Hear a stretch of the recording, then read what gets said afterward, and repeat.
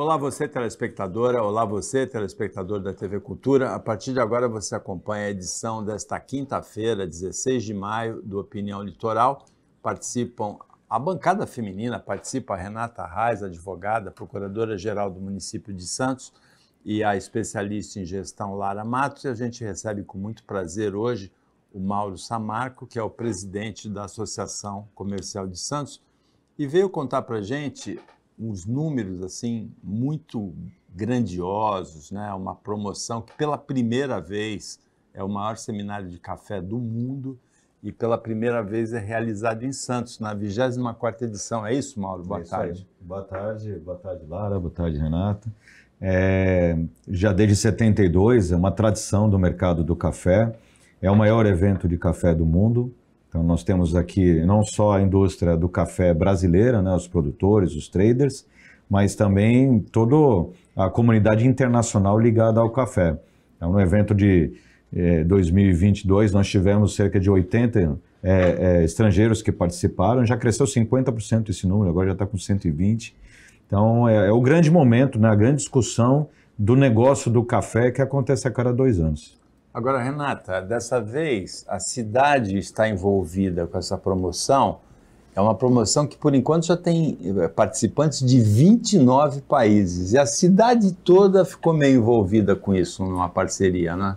Eu, quando li ontem a respeito disso, eu fiquei muito feliz, porque isso vem a brilhantar um trabalho que já vem sendo feito há quase 8 anos, né, nos 2 últimos, no governo do Paulo Alexandre, também do Rogério Santos. Primeiro, quando a gente trouxe, né, essa mudança do centro de convenções, um centro de convenções moderno, aprimorado, com capacidade para atender grandes eventos desse porte, e isso implementa também não só o turismo comum da cidade, mas esse turismo de negócios. E um evento como esse é uma vitrine para a cidade. E a gente tem por obrigação de receber bem, ter aonde receber um evento como esse. Então a gente fica, eu vejo assim que a prefeitura fica como um todo, né, muito satisfeita com esse resultado. E a gente precisa cada vez mais que eventos desse porte tenham interesse, porque esse evento era realizado no Guarujá, né? E agora, vindo para Santos, Santos se torna uma vitrine para o mundo, para todo esse envolvimento do setor dentro de uma cidade que tem toda uma ligação com o porto, toda uma ligação com o café propriamente dito, e traz para Santos a oportunidade de grandes nomes virem para cá, conhecer a nossa cidade. Então é o momento de se divulgar não só esse trabalho, o turismo de negócios, mas também divulgar a cidade para o mundo todo. Mauro, o Brasil continua sendo maior, porque hoje a gente fala de soja, de milho, né, de cana-de-açúcar, mas o Brasil continua sendo o maior produtor mundial de café, sim, o maior exportador mundial de café, tem concorrência de outros países, e Santos escoa 80% dessa produção nacional, né? Isso, o café que é produzido ainda em menor escala no estado de São Paulo, mas principalmente no sul de Minas. Esse café é todo escoado pelo Porto de Santos, que é o grande volume do café brasileiro. Temos também café do Espírito Santo, Rondônia agora está crescendo bastante, que é outra qualidade de café, que são exportados por outros portos, mas Santos é o local do café. E até, Renata, você colocou muito bem. Questionam muito, né? Fala assim, poxa, por que a Associação Comercial de Santos, um evento desde 72, só agora vai fazer esse evento em Santos? Porque Santos antes não estava preparada para receber um evento, né? Então, a gente tem que realmente enaltecer o trabalho que foi feito na administração do Paulo Alexandre e agora do Rogério Santos, que preparou a cidade para poder receber grandes eventos. Você fala de rede hoteleira e também do MED Convention Center. Exato. Então, essa combinação. A gente tem uma rede hoteleira hoje, o volume de quartos que nós temos oferecidos na cidade, a qualidade dos produtos que nós temos e principalmente a qualidade do centro de convenções. Então, isso proporcionou a gente trazer o evento para cá, fazer ações junto com o Porto. Nós vamos fazer visitas técnicas no canal do Porto de Santos. A Autoridade Portuária é um dos grandes parceiros do evento. Nós vamos ter shows na Rua 15, no dia 22, que a Prefeitura está organizando. Então, a população também vai poder interagir com o evento, né, com toda essa movimentação. Fora o que a gente traz de oportunidade para o comércio, né, para os restaurantes. As empresas vão fazer eventos paralelos também ao seminário, fazendo locações em restaurantes, em outros espaços da cidade. Eu acho que a gente movimenta a nossa economia e traz uma grande discussão de negócio, que é o que o Porto gera, né? Isso a gente pode depois falar disso em soja, em açúcar, em algodão, todos os produtos que Santos é líder, né? Lara, boa tarde. Boa tarde, Renata. Parabéns pela iniciativa. Nós estávamos conversando justamente isso no bastidor, sobre a importância desse evento na cidade e a relação que ele tem, inclusive, com a história e o esporte, né? O surf está relacionado ao café, o futebol também. E o que me chamou a atenção nessa versão, acredito que seja uma novidade, é o apelo à sustentabilidade, né? Vocês trazerem uma bandeira acerca da sustentabilidade, com a medição das pegadas de carbono. Queria ouvir assim, um pouquinho de você sobre isso, porque eu achei bastante importante. É uma pauta que nós estamos cada vez mais reforçando, principalmente por conta que estamos falando de desastres naturais, né, ultimamente. Então, como é que vocês estão, de fato, conversando com a sustentabilidade nesse evento especialmente? A CS está inserida nesse assunto, porque nós estamos participando do movimento ODS junto com a Prefeitura. Então a gente já tinha a nossa Câmara de Sustentabilidade, nossas discussões de ESG, dando suporte para os nossos associados, né, para poder atender todas as exigências, as obrigações de mercado, e ainda mais agora promovendo as ações dos Objetivos de Sustentabilidade da ONU. O evento, você fazer um evento, as pessoas virem do exterior, quem se desloca daqui do Brasil, você está gerando emissões de carbono. Então, qual é o nosso trabalho? Nós estamos desenvolvendo um aplicativo. Esse aplicativo faz todas as medições de todo o impacto que esse evento está gerando. E aí, analisando as contrapartidas... O impacto é voo de avião, deslocamento de automóvel, ar-condicionado. Ar-condicionado, aí você tem consumo também de materiais, os insumos que você utiliza durante o evento. Então, o que nós buscamos? O Centro de Convenções é um equipamento que já tem uma política de energia sustentável, então eles têm lá energia solar e usam também energias renováveis. O Hotel Sheraton, que é o principal hotel que nós estamos utilizando para o evento, também ele já tem toda essa política. A gente tem parceiros que têm já uma política de sustentabilidade para que você consiga reduzir então os impactos. Nós fechamos uma parceria com a empresa de energia Iner, que tem uma fazenda de energia no interior de São Paulo, que é do Grupo Mendes, para também o uso das energias renováveis, e eles vão estar patrocinando uma ação para a gente não usar os copos plásticos durante o evento para fornecimento de água. Então, nós vamos fornecer as garrafinhas com equipamentos onde a pessoa vai... opinião aqui, tudo de louça, né? Isso aí. A gente tem que parar de usar plástico na medida do possível. Então, tem uma série de políticas que nós vamos adotar. O aplicativo vai ficar disponível para o mercado, para os nossos associados e para a comunidade em geral depois, para que todos possam calcular o quanto que a nossa atividade impacta no meio ambiente e as ações que a gente pode tomar para mitigar isso. Agora, tem um dado que é interessante. O Seminário Internacional do Café, até antes da pandemia, era para 300 pessoas. Ele saltou para 500 em 2022 e saltou para 700. Como é que foi essa multiplicação? É mais do que o dobro do que era antes da pandemia, né? Olha, eu acho que aí é méritos, principalmente aí falando em nome do Adalto, mas de toda a equipe, de você melhorar a entrega. Então, quanto mais qualidade você tem... E divulgação também. Divulgação, né? Maior interesse dos participantes, né, em estar presente no evento, porque é onde você vai encontrar seus pares comerciais, você vai fazer sua relação, o seu relacionamento para negócios, onde você vai discutir as principais questões do mercado. A gente fala de sustentabilidade, inovação. Nós vamos ter palestra do Ricardo Amorim sobre um panorama econômico do momento, uma palestra do Hugo Rodrigues, que é um santista que substituiu o Washington Oliveto na Macan. Hoje ele é presidente da América Latina, vai falar sobre posicionamento de marca. Nós temos também as questões culturais, a relação com a cidade, eventos também de shows, vão ter show de encerramento da Elba Ramalho. Então, assim, tudo é muito grande. que é o que o evento tem porte para isso e merece. Então a gente vai estar movimentando mais de 5 milhões na economia, né?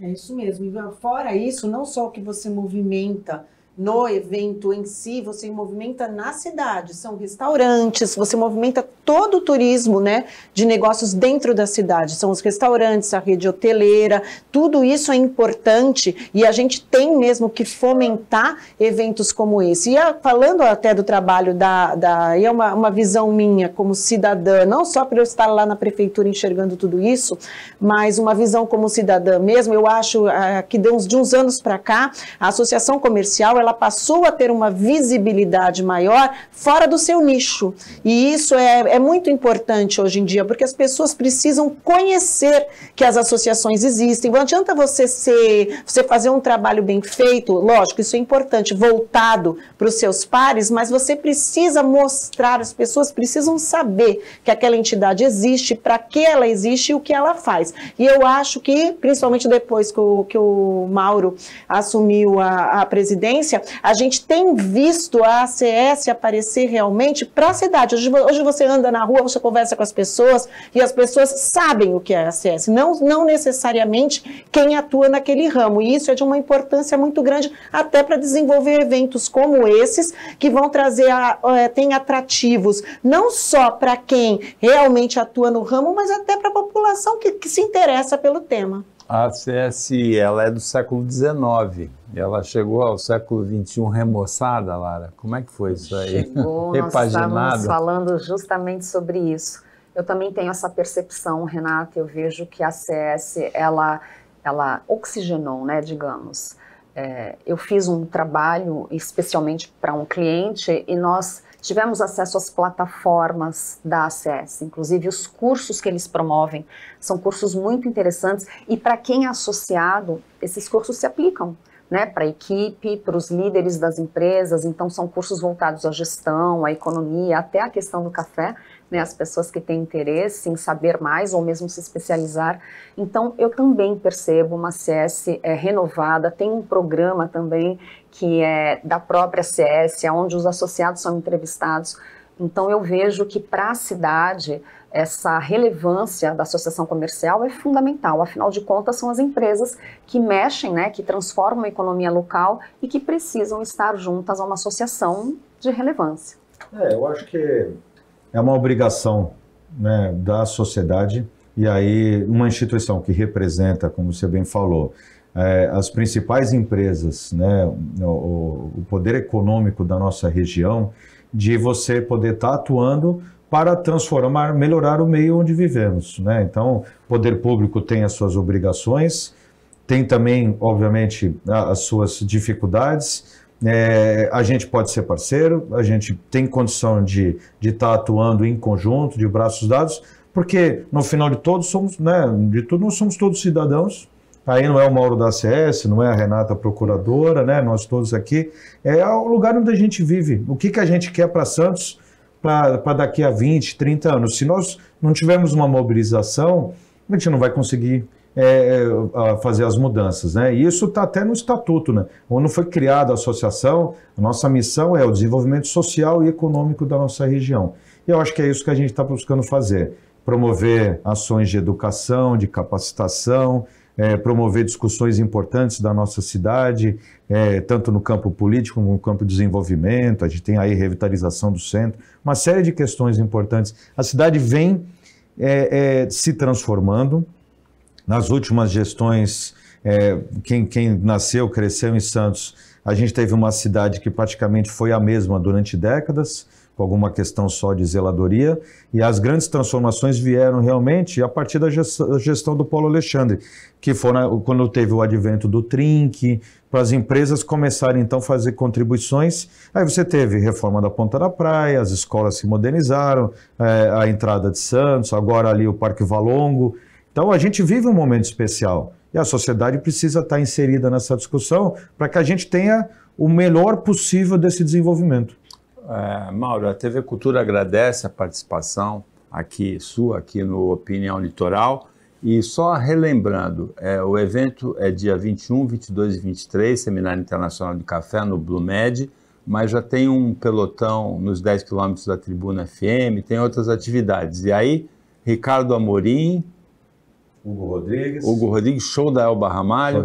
Show do Nando Cordel na abertura no dia 21. Nando Cordel, um grande compositor, quem conhece as músicas da própria Elba Ramalho, Dominguinhos. Ele compôs uma coletânea de jazz para o café, que ele está doando as músicas. A Associação Comercial está fazendo então o lançamento. Esses eventos vão acontecer para os participantes dentro lá do Centro de Convenções, o show da Elba Ramalho numa locação que estamos fazendo em frente ao Museu Pelé, mas no dia 22 acho que é interessante quem puder participar, em frente ao Museu do Café, na Bolsa, a Prefeitura está montando um palco ali no Boulevard, em frente à Associação Comercial, vão ter uma série de atividades também para a população. Então, boa sorte até lá. Obrigado pela oportunidade, conto com todos. O Opinião Litoral volta depois do intervalo, bem rapidinho, fica com a gente.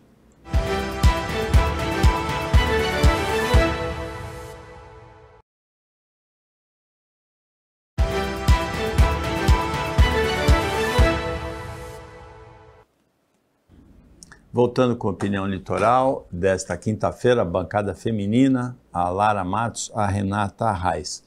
O jornalismo esportivo do Brasil, em menos de 24 horas, perdeu 3 grandes ícones, né? O radialista e também comentarista, narrador de televisão Silvio Luiz, que criou alguns bordões assim do futebol, o que eu vou dizer lá em casa? O Antero Greco, que apresentava na ESPN o Sport Center, junto com o Paulo Soares, e também o Washington Rodrigues, o Apolinho, que chegou flamenguista fanático, inventou, por exemplo, a expressão, para substituir goleada, a expressão chocolate. Então, as condolências, né, os sentimentos à família dos três ícones do jornalismo esportivo brasileiro, que partiram em menos de 24 horas. E a CBF, Lara, a Confederação Brasileira de Futebol, finalmente, como diz o jovem, né, demorou, né? Demorou.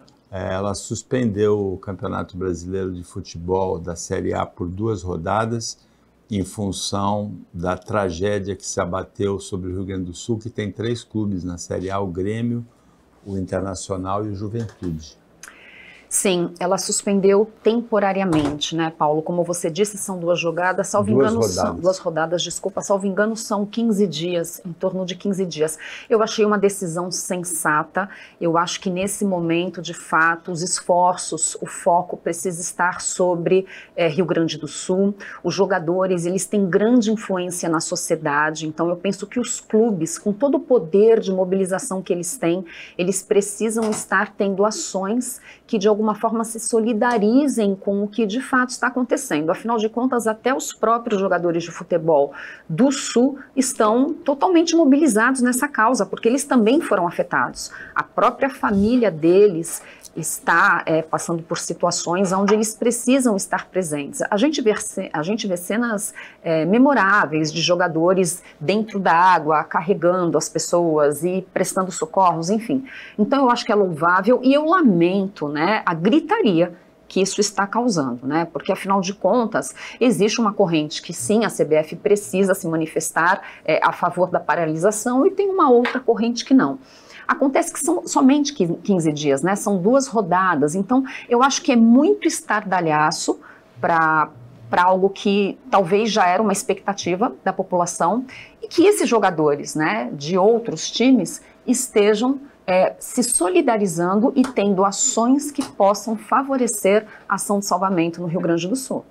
A tragédia, Renata, ela mostra o lado melhor da sociedade, da doação, do heroísmo, né, da solidariedade, mas mostra o pior também, né?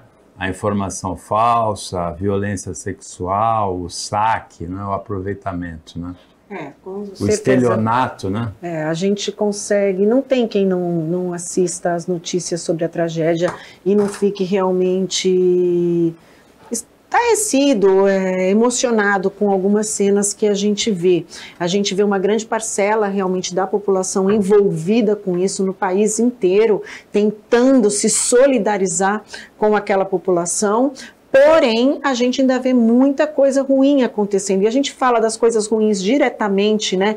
Como os saques e os crimes que estão acontecendo lá, que a gente para pensar se até quem é criminoso não consegue ter um pingo de humanidade nesse momento, né? Num momento como esse, em que a família do criminoso pode estar vivendo a mesma situação. Então, a gente fica realmente estarrecido com essas notícias. Em relação ao futebol, é muito justa essa suspensão, porque ela não envolve tão somente os 11 jogadores e a comissão técnica. Não é simplesmente joga em outro lugar. Você tem toda uma série de fatores ali envolvidos, desde a própria torcida, né? O quanto que o futebol precisa da torcida para ele se desenvolver. Então, a continuidade do campeonato não tem como ter um padrão de normalidade numa situação dessa. De qualquer forma que você tenha, que queira prosseguir com medidas paliativas para a situação, você vai criar ali um descompasso e uma falta de isonomia que vai acabar prejudicando esses times. Então, é muito justo, né, que aqueles que não estão passando por essa situação no momento se solidarizem e compreendam a importância de medidas como essas nesse momento. O Santos, daqui da nossa cidade, ele fez uma bilheteria virtual. O Santos estava sem público, né, suspensa a bilheteria dos Jogos do Santos, estádio vazio, por conta da violência no último jogo do campeonato do ano passado. Era para 6 jogos, ficou 3. O segundo deles foi aqui na Vila Belmiro contra o Guarani. O Santos fez uma bilheteria virtual de última hora e vendeu e doou R$115 mil. Aí o Superior Tribunal de Justiça Desportiva determinou que o Santos pudesse ter público nesse terceiro jogo da suspensão, no domingo, contra o Brusque na Vila Belmiro, e desde que a bilheteria fosse toda doada para o Rio Grande do Sul e estabeleceu um limite mínimo de R$500 mil. Então o Santos joga com o público e a renda vai ser doada para as vítimas das enchentes do Rio Grande do Sul, a bilheteria de domingo. Renata, tem uma notícia para você explicar para a gente. O prefeito de Guarujá, Walter Suma, ele teve o processo arquivado no Superior Tribunal de Justiça, o processo referente à Operação NACA, de 2021 da Polícia Federal. Ele foi, de uma certa maneira, que não havia provas suficientes e tal, o processo foi arquivado. Isso no criminal. Agora, no civil, ele teve os bens bloqueados por uma decisão da Justiça em Santos, a pedido do Ministério Público Federal. Ele, a esposa Edna, o Walter Suma, a Edna Suma, e mais 10 envolvidos. Essa notícia, eu li essa notícia no G1 e me pareceu até errada a forma como ela está divulgada, porque falou em primeira vara civil.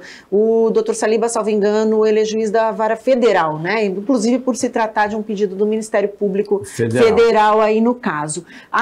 Por incrível que pareça, para quem é leigo, quem não é jurista, parece estranho, né? Você ter tido um processo arquivado por crime, você está sofrendo um processo civil, mas são situações, embora se trate dos mesmos fatos, são circunstâncias diferentes e processos diferentes. O processo criminal, ele atua realmente se houve a existência de crime, formação de quadrilha, apropriação indébita, entre outros crimes, peculato, no caso que são servidores públicos ali. É o desvio de dinheiro público. É o desvio de dinheiro público feito por quem tem vínculo com a administração pública. O que está acontecendo agora na Justiça Federal é a ação de improbidade administrativa. A ação de improbidade administrativa, ela vai buscar do réu uma reparação por atos que ele venha a ter cometido durante a sua administração.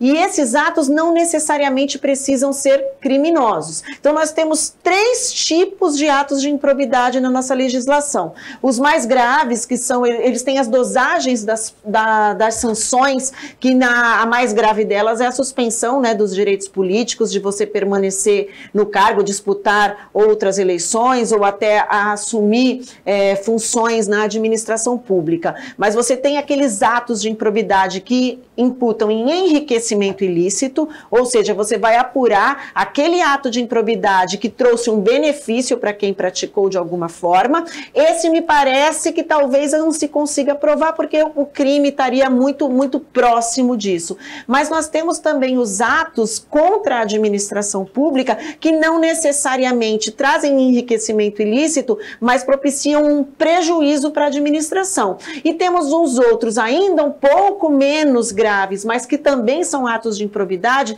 são aqueles atos em desprestígio dos princípios que afrontam os princípios da administração pública. Então, todos esses atos, eles podem sim ser apurados na esfera civil, eles têm consequências tanto do ponto de vista da suspensão dos direitos políticos, que é muito grave, principalmente no caso de quem tem mandato eletivo, mas também tem consequências do ponto de vista indenizatório. Então, assim, são instâncias diferentes e que elas podem ou não conviver juntas. Você entendeu? Eu entendi, depois dessa aula da Renata, não tem como entender. E nem vou aqui me atrever a resumir, mas se existem duas esferas, elas precisam ser de fato concretizadas. Então, eu fui buscar, né, Renata, ainda não sendo especialista, a improbidade administrativa nesse caso é o peculato, a lavagem de dinheiro e fraude à licitação. A questão aqui é, enquanto eleitor, que expectativa eu, morador do Guarujá, tenho sobre um governo atual que está passando por esse processo, seja ele na esfera penal ou civil. Eu, como moradora de Santos, muitas vezes tenho vontade de estar indo ao Guarujá, às praias, enfim, passear, e penso muito, né? Penso duas vezes por conta da questão da segurança. E, nesse caso, as pastas que foram violadas a priori são da educação e da saúde. Aí é lamentável, né? É lamentável que as pastas da educação e da saúde tenham sido, de alguma forma, violadas a priori, porque nós estamos falando aqui de princípios básicos. A saúde, de fato, ela gera uma justiça social. E a educação desenvolve o profissional, o cidadão, inclusive para o mercado de trabalho. Então, que de fato tudo seja bem apurado, porque eu acredito que a população do Guarujá já esteja bem cansada dessa história. Paulo, se você me permite, isso assusta mesmo a população, porque você tem aquela sensação de que você tem aquele que está governando, ele está investigando. A gente só não pode esquecer que, como a gente tem o princípio da presunção de inocência, isso vai ter que ser tudo apurado durante o processo e pode ou não também vir a ser absolvida. No caso, não é nem absolvida a expressão correta, né? Mas, na verdade, julgada improcedente essa ação. O que causa estranheza são os números, né? Salta aos olhos que você tenha mais de 10 milhões, né, bloqueados, quando na verdade a gente sabe qual que é a remuneração de um prefeito. Então, de alguma forma, se esse dinheiro existir ou ficar demonstrado que esse dinheiro de alguma forma saiu de um lugar e foi para outro, quem esteja com ele vai ter que demonstrar que tem fontes para receber esses valores, porque do salário de prefeito realmente não é possível. Mas a gente tem que trabalhar com o princípio da presunção de inocência, porque eu, como procuradora-geral do município aqui em Santos, já me deparei com ações de improbidade administrativa. Eu não faço a defesa direta de prefeito, nem de nenhum secretário, eu defendo prefeitura e nessas ações a gente trabalha junto. O prefeito e o secretário, eles têm que contratar um advogado particular, mas o município muitas vezes também está no polo passivo e eu atuo defendendo o município. Isso é muito difícil, porque como que você defende numa ação de improbidade o município? Porque você precisa de um agente para praticar o ato em nome do município. E nós já tivemos diversos exemplos, diversas situações em que ao final a gente demonstrou, e a nossa ponta da praia, ela, para mim, assim, é o exemplo do qual eu mais me orgulho, que eu participei de todo o processo e ao final todas as ações foram julgadas totalmente improcedentes. A Renata falou em presunção de inocência, que é o que diz a lei, né, o espírito da lei, de que todos são inocentes até prova em contrário. Só que na rede social é o contrário, né? Todos são culpados até provarem a inocência. E nem sempre o desagravo tem a mesma proporção do agravo.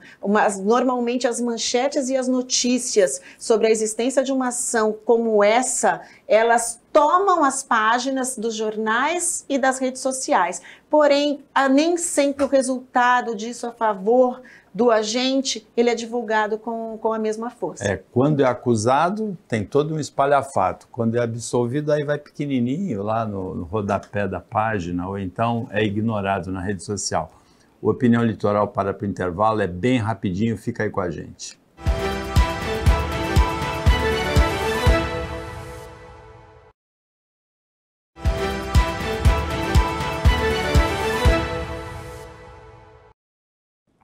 Voltando com a Opinião Litoral desta quinta-feira, agora é o último bloco, é o dia da bancada feminina, a Renata Arraes, advogada, procuradora-geral do município de Santos, a Lara Matos, especialista em gestão, e nesse último bloco a gente recebe com muito prazer o médico sanitarista Fábio Mesquita, que vem conversar com a gente sobre o Dia da Luta, o Dia Nacional da Luta Antimanicomial. Santos é pioneira nessa luta, não é, Fábio? Paulo. Boa tarde. Um bom dia para vocês todos, para todas. E essa é uma data muito importante porque ela relembra muito da história de Santos, né? Em 1989, em abril, existia aquela Casa de Saúde Anchieta, né, que era um hospital privado, e foi feita uma intervenção naquele hospital que realmente torturava as pessoas, dava choque elétrico, super maltratava as pessoas. E aquilo abriu uma discussão, na verdade, de várias instituições desse tipo que tinham no Brasil inteiro. Hoje está bastante documentado por vários filmes, vários documentos assim mostrando o papel desses manicômios na época, né? E começou uma discussão sobre a necessidade do tratamento em liberdade, né? Como você pode prover o tratamento psiquiátrico, mesmo para pessoas que estejam assim bastante descompensadas, mas que você consiga tratar em liberdade. Então a gente hoje tem os CAPs, né, os Centros de Apoio Psicossocial. Se a pessoa tem problemas relacionados ao álcool e drogas, seriam os CAPs AD, os CAPs de álcool e drogas, e a gente até considera hospitais gerais que tenham leitos psiquiátricos, porque eventualmente a pessoa precise de uma internação emergencial por algum tempo, poucos dias, até que ela melhore clinicamente e possa voltar para o atendimento que a gente considera em liberdade. A grande questão é que nos últimos anos, principalmente no final do primeiro governo Lula, durante o governo Dilma e daí para frente descambou, né, e continua com uma certa importância hoje, o tratamento das pessoas que usam drogas que estão numa coisa chamada comunidades terapêuticas, né? As comunidades terapêuticas, eu costumo dizer, já escrevi várias vezes sobre isso, que elas não são nem comunidades, muito menos terapêuticas, né? Elas não têm nenhum tipo de embasamento científico na forma de tratamento que elas propõem. Normalmente tem vários problemas assim detectados, desde trabalho forçado, do tipo trabalho que eles chamam de laborterapia, mas é um trabalho tipo escravidão, né? Tem a questão da própria tortura, de maltratar as pessoas, etc. E a gente também hoje, vamos dizer, a pauta do dia, né? Aquilo que eram os manicômios de antigamente, mais clássicos, como era o Anchieta, hoje para a gente a luta está muito relacionada às comunidades terapêuticas, né? Chegando a uma situação muito delicada nos últimos tempos, né, que o Ministério de Ação Social do governo Lula chegou a abrir um departamento de apoio a comunidades terapêuticas e está destinando muitos recursos, muito dinheiro para essas instituições. A maioria delas são relacionadas às igrejas pentecostais. Tem uma bancada super importante, né, que a gente chama da bancada da Bíblia no Congresso Nacional, deve ser algum tipo de acordo, mas que acaba indo para um recurso que poderia ir para fortalecer as unidades de saúde, né, que foram criadas em governos como o governo de Bauru, antes do Davi vir para Santos, o governo de Santos, do PT, o governo de vários outros, e não é uma questão de esquerda ou de direita, mas é um pouco confuso que o governo atual, um governo tecnicamente progressista, né, esteja investindo nessas comunidades terapêuticas. Bom, amanhã a gente tem o ato, o Dia Nacional é dia 18, mas como dia 18 é sábado, a gente preferiu marcar o ato para o dia 17. Esse ato, ele tem a possibilidade de mobilizar os funcionários que trabalham nos CAPs, além dos estudantes de psicologia, estudantes de serviço social, enfim, a gente está mobilizando a comunidade. Esse ato vai ser ali na Estação da Cidadania, né? Está marcado para as 10 horas. Na Costa, com a Francisco Glicério, em Santos. Isso, esse mesmo. E está marcado para as 10 horas da manhã. E nós vamos estar falando desses temas, tem várias pessoas que vão estar falando. Esse tema, Lara, é a humanização do tratamento, né? Um tema controvertido. Eu penso assim que hospitais psiquiátricos no modelo antigo, eles viraram até termos de referência na língua portuguesa. O Pinel, do Rio de Janeiro, o Juqueri, em São Paulo, né? O Anchieta, em Santos, né? Exato, Paulo. Olá, doutor, boa tarde. Eu lembro, quando eu era mais jovem, eu ouvia muito falar do Anchieta. Eu, inclusive, tenho escritório e passo todos os dias por lá, é muito próximo. E, inclusive, gosto muito do assunto, né, quando a gente fala sobre a questão da mente. E o Guido Palomba, que é uma referência nessa questão, ele fez, inclusive, estágio no Anchieta. E eu tive a oportunidade de fazer um mestrado em políticas públicas para portadores de necessidades especiais. Então, fazendo a correlação, eu vejo quão é importante a causa inclusiva. Porque, afinal de contas, para efeito de tratamento, do que de fato a exclusão, mas eu vejo que a complexidade, aí, doutor, e me corrija, por favor, é sobre a preparação desse profissional para atender de forma inclusiva e também o preconceito da população. Então, muitas vezes parece ser mais fácil você isolar as pessoas que têm esse comportamento, né, um problema mental e que de fato afeta as relações sociais, do que trazê-los para a sociedade e, enfim, socializá-los e para que eles possam se desenvolver durante o tratamento junto às pessoas que inclusive são importantes para a vida deles. Exatamente, eu acho que, sem dúvida nenhuma, a visão que a sociedade tem é uma visão higienista, né? Eu diria que seria mais simples tirar essas pessoas do convívio social, né? Mas isso não condiz até com aquilo. Mesmo muitas famílias de pessoas com problemas desse tipo afastam o membro da família, né? Preferem se livrar do problema do que lidar com o problema, né? Sem dúvida. E isso sempre foi assim, né, Paulo? Se a gente lembrar, nesse mesmo ano de 1989, eu trabalhava no governo da Thelma e eu era o coordenador do programa de AIDS da cidade de Santos. Santos era considerada a capital da AIDS. A gente montou uma casa de apoio às pessoas que viviam com AIDS, porque as famílias punham para fora. E a pessoa não tinha onde morar, não tinha mais nenhum tipo de acolhimento social, etc. Tinha preconceito. Nós vivemos isso em vários momentos por várias patologias, né, por várias coisas, muito bem lembrada. Essa questão que a Lara mencionou, porque a sociedade está aprendendo, vamos dizer, como é que a gente consegue trabalhar com inclusão social e como é que a gente trabalha garantindo a liberdade das pessoas, né?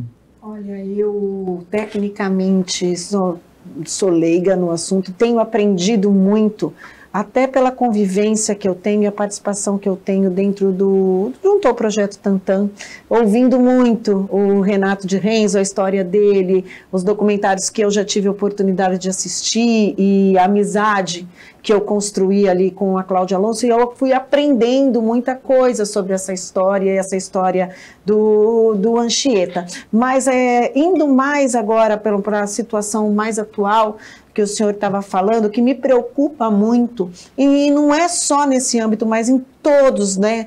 Em esse repasse desgovernado de dinheiro público, que na verdade a gente tem que ser favorável, porque o poder público ele precisa do setor privado quando não consegue caminhar com as próprias pernas. Então o poder público ele não consegue desenvolver sozinho todas essas políticas públicas, precisa do setor privado e precisa fomentar realmente entidades de valor e entidades que trabalhem sério. O que falta, na verdade, é controle e regulação. Então você não pode repassar dinheiro público indistintamente simplesmente por conta de interesses políticos, de setores, né, de parcelas da política do nosso país. E causa estranheza também, inclusive, por conta dessa questão de ser o governo Lula, quando na verdade a gente sabe também que isso traz o sistema, né, acaba colocando os governantes em determinados ajustes, né, até com aqueles setores que nem sempre são os que lhes apoiam. Mas o importante, a gente trabalha aqui em Santos também com a colaboração de comunidades terapêuticas, e a gente sempre tem essa preocupação realmente, porque existe ali um liame muito tênue, né, entre a pessoa com os problemas mentais, de saúde mental, e muitas vezes eles são derivados também do consumo de álcool, de consumo de drogas, etc. Eu já escutei, não sei se isso procede, que em algumas situações o consumo, a depender do tipo de droga durante uma vida toda, pode levar até a esquizofrenia. Não sei se isso procede. Mas, de um todo, o que a gente precisa do poder público é que o poder público tenha um olhar realmente carinhoso e de fomento para quem trabalhe sério. Precisa fomentar o setor privado, a gente precisa do setor privado para nos ajudar, mas a gente precisa de um sistema regulatório mais eficaz, que realmente fiscalize tanto a aplicação desses recursos como o funcionamento dessas entidades. O que o Fábio falou é que precisa de critério para concessão, para a destinação dessas verbas, né? E que algumas entidades desse tipo não têm o pseudo-tratamento oferecido, não tem base científica nenhuma, né? Exatamente. Essa é a principal preocupação, né? Você destinar recurso público para entidades que não são fiscalizadas, por um lado, e, por outro lado, elas não têm nenhuma intervenção clínica e etc., que tenha qualquer base científica. Então, essa é a questão. Além disso, assim, no caso do Brasil especificamente, o que chama muito atenção é que existe uma resolução da ONU que é bastante explícita, que não permite internação compulsória.